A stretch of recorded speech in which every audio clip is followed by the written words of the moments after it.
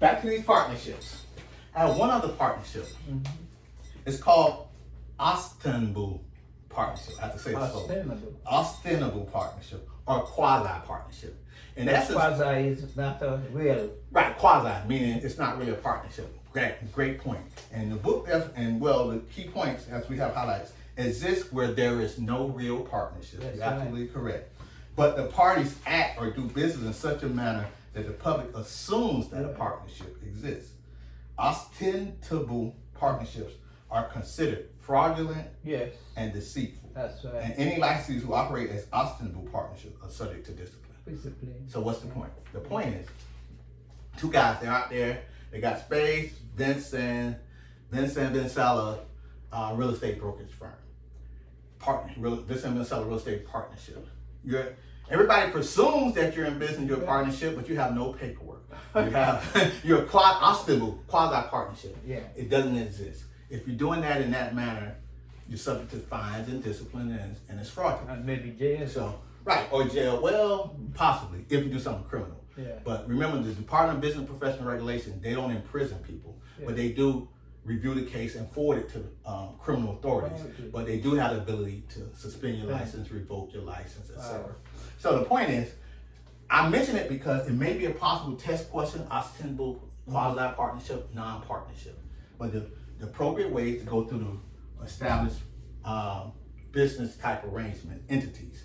Sole proprietor, general partnership, limited partnership, or corporation. That corporation could be for-profit, non-profit, or an LLC with limited liability to the officers and directors. So now we're going to switch gears, and I'll make a new mess.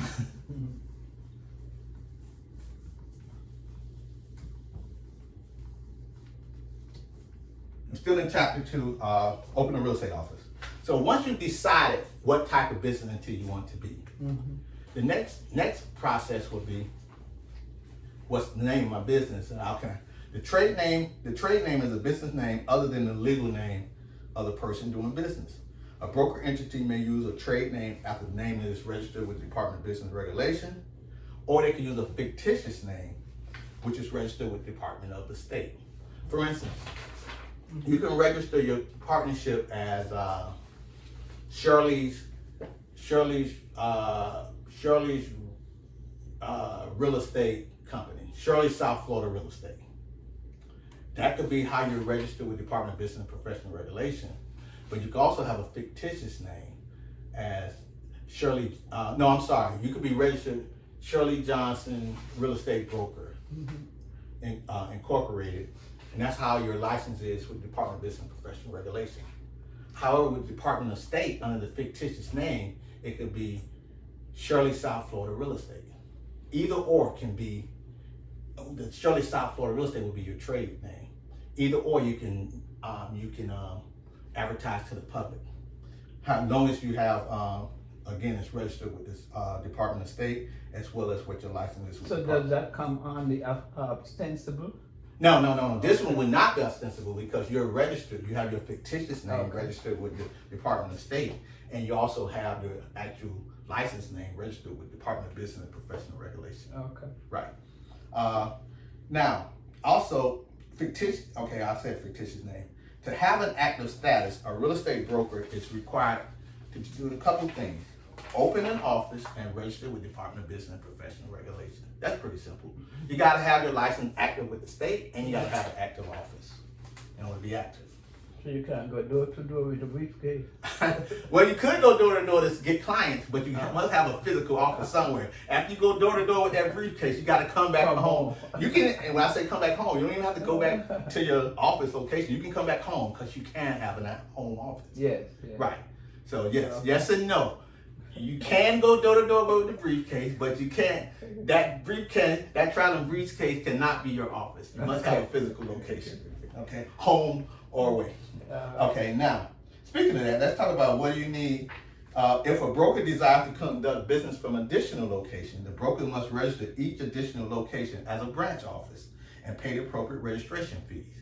Okay, if you're doing business in Miami Gardens or Miramar, and you have to take an application conducting real estate activities, you need to have a branch office permit.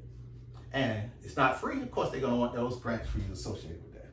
But if you decide we're having a home buyer fair and you're in the mall with the booth on an isolated occasion, then you wouldn't need a branch office permit for Pembroke Lakes Mall. Okay. Right. Okay, registration issued to branch offices are not transferable to another location. For instance, if you have an office in Miami-Dade County and Miami Gardens, one in Broward County, Miramar, and you decide, wait a minute, I just want to relocate and change my base of business to Broward and Palm Beach. Can I transfer the Miami Garden permit to the Palm Beach? No. You can get a Palm Beach branch office permit, but you're going to have to pay the new fee for the Palm Beach branch office. You can shut down the Miami Gardens one or not, but you're not able to transfer the Miami Gardens or the Broward, the Dade County branch. But what if you're just going there for the day for a workshop? Well, if you just want to, in that case, you wouldn't even need a branch office at all. You wouldn't need one at all. Okay. Assuming that you're trying to actually do business and take applications and provide those services in that location, you would need a branch office permit. And I used the illustration of Dade, Broward, Palm Beach, but it could be even if you have multiple locations in the same county or municipality. Okay. The benchmark is, are you day-to-day performing those real estate services? Whether you take and the public will presume that's your place of business or multiple places of business. Okay. Now speaking of that, back to with your briefcase. What do you need for the office? What does that office need? A brokerage office must contain the following. Could you read them for me and see three things? The last line. It says 1, 2, 3, starting with the trade name. The trade name. Okay. One applicable. Okay. Trade name. Okay. The broker's name. Okay. And the words license. Oh, you're speaking faster than I can write. Hold on. 1 is the trade name. 2 is what? The broker's name. The broker's name. And then what's 3? License, the words license or LIC, real estate broker. Okay, and pardon me if I spell license wrong, but it's right there in the book or in your manual. Or license, real estate broker. Very important. 3 things, no matter where your office, it could be a home office, it could be in a commercial building, but it must, and typically there's some other things. You need to be in an enclosed space, you know, not in a big group setting, but it needs to be in an enclosed space to take applications and confidentiality. But that active broker's office sign, they must have that office sign there. Yes. And that office sign, again, must have the trade name if applicable. Because it could be Shirley Johnson Brokerage. Or it could be, but if you're going by a trade name, Shirley Sales South Florida Brokerage Company. So that trade name must be disclosed if applicable. The broker's name, obviously Shirley Johnson, and then Shirley Johnson, licensed real estate broker. As you go through the book, I'm not sure which page, but they have an illustration of what a sign looks like.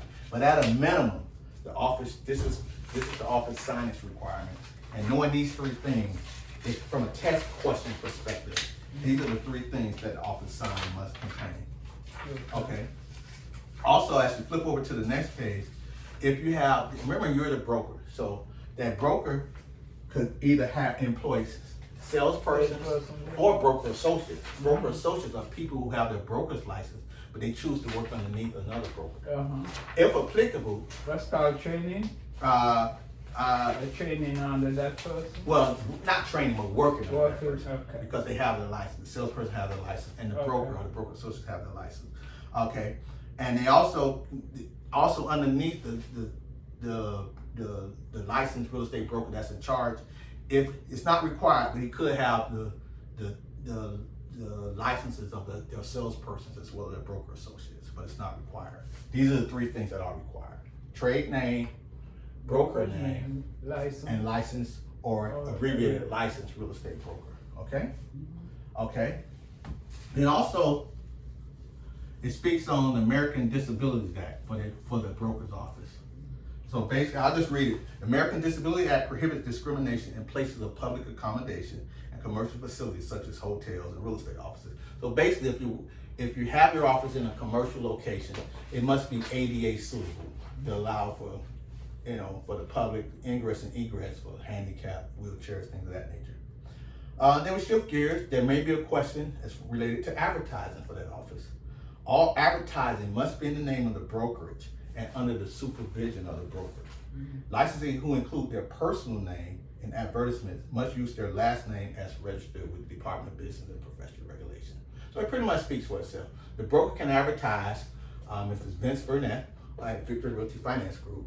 However, I'm registered, Vince Burnett, that's my last name that's registered with the state must be included, and the trade name of the brokerage firm. And again, if you have salespersons, Larry Johnson, Robert Henderson, they can, even as those salespersons do their advertisements on their business cards or flyers, things of that nature, they're not going to put their licensed real estate salespersons or broker associates, but they must disclose the name of the brokerage firm they work with. But they can put their cell phone, but they must disclose the name of the brokerage firm. Because again, if the salesperson is advertising, they don't want their clients to call the office, they want the clients to call them. Yeah. However, since they are a salesperson or a broker associate, the brokerage firm must be indicated to let them know that you're under aspects of a broker. You're not able to fly solo yourself. Okay. Then we'll say the point of blind advertising fails to disclose the license name of the brokerage firm and provides only a P.O. box number, telephone number, or street address. Mm-hmm. So if that same salesperson say, call Robert Henderson, your best South Florida realtor, and has a cell phone, but doesn't disclose the name of the realty firm or the brokerage firm he works for, that would be a blind advertisement, and that would be illegal. Okay. Point of contact information refers to if you do internet advertising, you should have a point of contact for contacting the brokerage firm or the individual licensee, including the mailing address, street address, email address. Somebody you could get up with. Yeah, somebody's telephone number and the fax telephone number. Fax seems kind of passe, but yes. But you need to have, these are the illustrative things of the contact information. And then also the brokerage firm name must be above or below or adjacent to the point of contact information. Because again, that point of contact information could be the IT director, or the point of contact may be the salesperson. Mm-hmm. But again, we want the public to clearly know that they're dealing with a licensed real estate brokerage firm. Yeah.